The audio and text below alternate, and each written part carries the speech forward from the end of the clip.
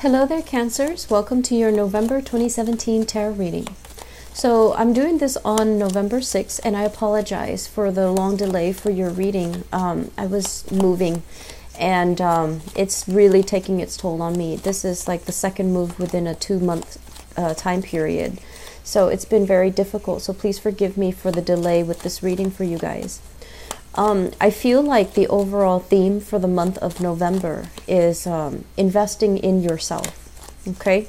Accumulating more skills, really taking the time to make a long-term investment. So possibly having to do things the traditional way. If in the past you felt like, okay, I could cut corners, or I'm going to do this because it gives me the most financial windfall. This is the month where you start to realize that cutting corners, or trying so hard to get ahead, I feel like you might have realized it's a temporary gain. It's not sustainable or viable long term, and it's not going to bring that stability that you're hoping for long term. I see many of you are kind of rethinking this idea about, I need to better myself, I need to make better investments in myself. And so these investments, as with all investments, they do take a long time to pan out. They do take a long time to come to fruition. But I feel like you're deliberate with your decision, and you have a better sense of what to do moving forward. I see a lot of people contemplating returning back to school. First of all, for the financial assistance, but also as a investment in yourself, because you are realizing that the job market has been very fierce, very competitive, and without the proper credentials under your belt, even if you have the work experience and the skills, without the proper credentials under your belt, it's going to be very hard for you to rise from your current position or within your current rank. And so having that, I guess, realization where I need to kind of slow down, and I need to really make smarter decisions about, investing in my education, in myself, that's going to be very crucial to get you to the next phase in your professional life. I'm also feeling for many of you, work and jobs and careers and professions, all of these things are available for you, but there is this kind of feeling very, very stuck because of family constraints and family obligations, okay? You might be helping out family members to start a business, and geographically, you stay there and you tell yourself, I'm going to stay there for a specific period of time, let's say 2-3 years, and then after that, I have to get my life started, and things start getting too comfortable, right? Things start getting too comfortable, and then your own plans kind of get derailed.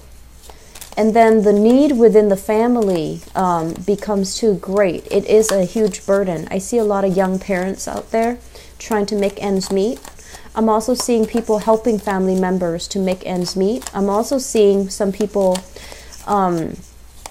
having this sense of loyalty to elderly parents and trying to stay in the geographical area to help out elderly parents as well. And these are great, amazing, noble deeds that you're doing. But you also need to think about long term. How can you best, help them? And I feel like the question then bounces back to, how can you best cultivate your skills? How can you best invest in yourself? So then these future goals and these things that you feel currently are out of reach, so that you keep delaying them, they become attainable. So finding a way to make these investments in ourselves for this month is going to be crucial. It's okay to be selfish. It's okay if you feel like what I'm doing is out of selfishness. I don't feel that's the case. And I feel like we have to have a better holistic understanding of where we stand in relations to other people. And we are not in a position to help somebody if we're dissatisfied, if we're unhappy, and if we're not living up to our potential, okay? So there are a lot of things that you've been kind of thinking about for a really long time, and I feel like you're really not making a move. You're trying to assess, do I have enough money? Am I going to be okay? And all these questions are normal. They're human questions, for survival, for having your basic bare necessities met. And I feel like you're waiting, biding your time, and nothing is really happening. The movement is not happening from your end. And so right now, aim to make that huge leap or that huge investment in yourself so that 2-3 years down the line, you're exactly where you want to be, okay? It's a slow process. There are no shortcuts here. And if you were to, you know, kind of just embrace that energy and just accept it so that you can start moving in the right direction, I feel like that's a very pivotal first step. Moving far away, if you are planning a move, it's going to be really good. It's going to be very, very good. It's going to open up your world. It's going to give you, you know, new contacts, and it's going to allow you to be kind of like freed from the constraints of obligation. Okay, a lot of these obligations, I feel like they're self-imposed, mainly because you do have strong emotional attachments to things. You have a big sense of responsibilities. And so I feel moving into, well, actually through October and now moving into November, you're kind of like working at cross purposes with yourself, pulled in two directions, stretched thin, and then also pulled in two directions. On the one hand, it's like emotionally what you want, and then on the other hand is obligation. And I'm not gonna lie, I feel like some of these obligations were a result of bad decisions. I'm not gonna lie about that. I feel like, you know, the past 3 years were very brutal. I do feel some of you have lingering health issues that you need to take care of. And you've kind of been sweeping them under the rug, and they're exacerbating. I'm also sensing as well decisions when it comes to, you know, getting involved with the wrong people. That came through as well. And then it created a series of other little problems that you need to, you know, that are kind of nibbling away at your goals and your ideals and the things that you want out of life. And so let's redirect our energy for this month to be a little bit more sure, and I want to say focus on what we need to do, okay? Because I keep seeing you guys kind of like stretch like a rubber band. You're trying to cover all bases. You're trying to take care of other people too. And you need to start to take care of yourself, okay? You're not going to be of service to other people if you're dissatisfied, unhappy, unhealthy even, emotionally or physically. So it's really time to kind of like face our demons head on, look at ourselves in the mirror, and just, you know, really look at some areas that we need to fix so that we can get to a place where we can be successful, proud of our achievements, and proud of our professional as well as financial foundation, okay? So first of all, let me talk about this. This is your energy here coming out in the reverse position. This is somebody who loves too much. This is somebody who has trouble saying no. And this is someone who wants to take care of other people. It's like the mother hen. Someone who's very, very emotionally like nurturing, caring, has a really, really good heart and has a strong sense of loyalty. So for example, I see this as somebody who's willing to forgive an ex-partner even though the ex-partner did horrible things to them. Okay, it's somebody who sees both sides of the story and can sometimes be a little bit naive. When it shows up in the reverse position, I do feel that despite all of these emotional hang-ups, many of you are still very strong, very resilient, and very ready to take people back, to forgive, forget, and let bygones be bygones, and still willing to work things out, negotiate with another person, and, you know, trying to reach a satisfying decision, not only for yourself, but because you care so much about other people. I feel like you don't mind taking a smaller slice of the pie if it makes the other person happy or if it appeases the other person. So please be very careful about not shortchanging yourself just to please others, okay? I feel that we've gone through a major phase here where you are learning from the past and you're learning about, you know, things that you shouldn't repeat moving forward into the future. So I'm getting a big energy here about lessons learned, about, being a lot more emotionally grounded, about making decisions not only with your head, but a little bit more with your heart. I'm sorry, not only with your heart, but a little bit more with your head, so that you're guided in the right direction. So if you've been kind of fumbling around, feeling like, oh, I should do this because it's good for the other person, don't think about the other person. It's the month for you to start to really think about what you want, what you need, where you need to go, and what you need to do to get there.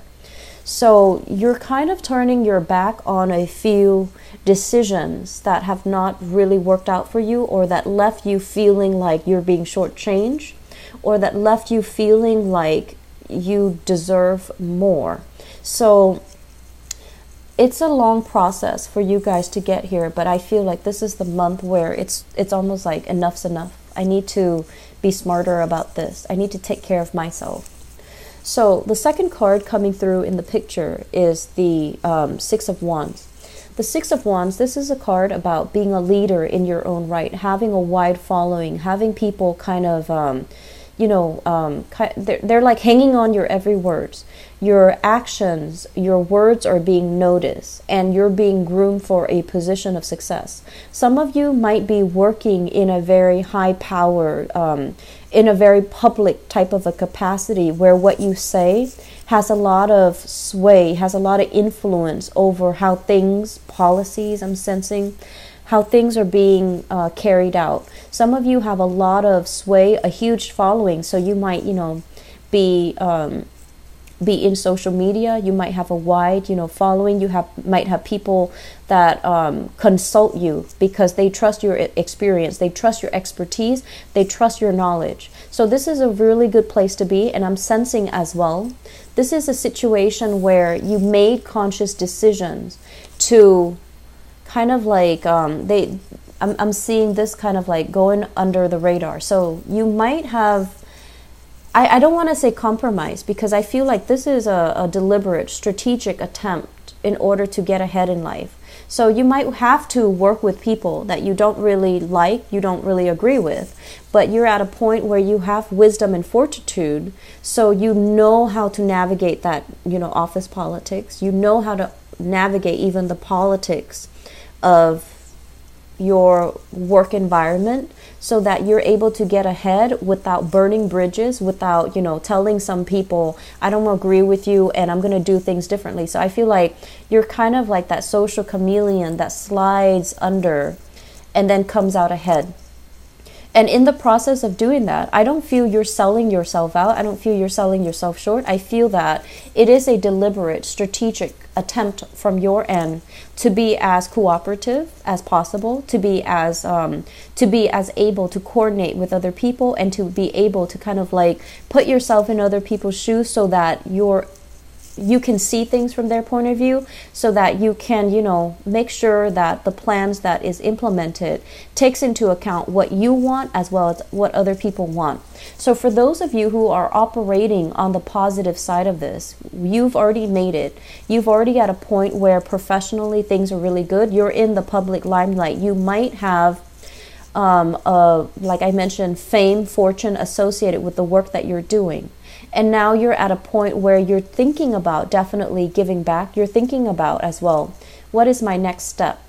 Am I happy being in this tenuous situation where I have to, play politics and really watch what I say, really watch what I do? Because with fame, there comes a lot of scrutiny. So people might, watch your every move. They might report on everything that you're doing. So you might not have the freedom to go out and do things covertly. I feel like there's an energy here about having to hide, your true beliefs, having to hide who you associate with, and having to, it's almost like the spotlight being shown on you. And so you're really, really careful about crafting and creating this public persona so that it fits the mold rather than, being true to who you really are. And I don't feel this is a difficult process. I feel like you're very good at it. You're very good at it. And I don't feel like it's a bad thing, because you know how to work the system, okay? But at the same time, I feel like further down the line, let's say if you're projecting a few years into the future, is this okay with me? Can I kind of like de-emphasize that part of myself in order to get ahead. And I feel like this is where the decision is coming in, because yes, on the one hand, there's a lot of fame, there's a lot of fortune, there's a lot of wide following, but on the other hand, are you emotionally true to yourself, and are you emotionally happy? Are you able to do things kind of like out of the darkness of the night, or in clear view, without feeling guilt, without feeling shame? Or are you still kind of succumbing to this social expectations or professional expectations and doing things very much by the book, but is not bringing you that emotional satisfaction? Okay, so I feel some of you are dealing with this, who have really made great strides in your professional life. And then for others of you, this is where the reading kind of splits up. We're at this state where emotionally finances are really, really bringing us down, okay? This is like juggling 2 jobs, juggling 2 responsibilities, having a lot of obligations kind of imposed upon you, where you're unable to keep things afloat, or you're unable to kind of maneuver. I want to say you're, first of all, not grounded enough. You're kind of wobbly, and then all the responsibilities that are piled on top of you, it can feel very, very restrictive, and it can feel very oppressive. And I do feel taking on the burdens of other people. I'm also sensing as well family burdens, okay? I'm feeling there is somebody in your family, a mother figure possibly, or even a father figure, because I feel like this is a masculine energy here, the Sagittarius energy with the Temperance card, but this is also a very feminine energy. So whoever it is that, took care of you, whoever it is that fed you, made sure you did your homework, whoever it was that you consider like that parental figure, there might be some emotional imbalances or even drinking issues within the household that you're dealing with. And this is something that you kind of accepted, like, oh, that's just mom, or that's just dad, they drink, or they're always a little bit somber, or they're always a little bit depressed, or they're always making bad decisions. And you accepted it as that's just what it was. It was easier to accept growing up. And for the past few months, I feel like this has been an ongoing issue, where things were kind of swept under the rug out of respect for the relationship that you have with them, and as well out of the respect for the fact that they raised you. I feel like you went along with it, you accepted it, and you never questioned it. And you might have kind of like turned your back to the fact that this is a problem, it needs to be changed. And I also feel like you never call them out on it, because I feel like Cancers, if there is a problem, it's really, really important to nip it in the bud, okay?